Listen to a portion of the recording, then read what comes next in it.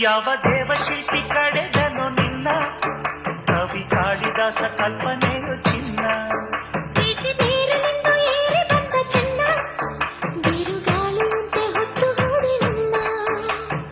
ಊರ್ವಶಿಯ ತಂಗಿಯೋ ಮಾತನಾಡು ಗಿಳೆಯೋ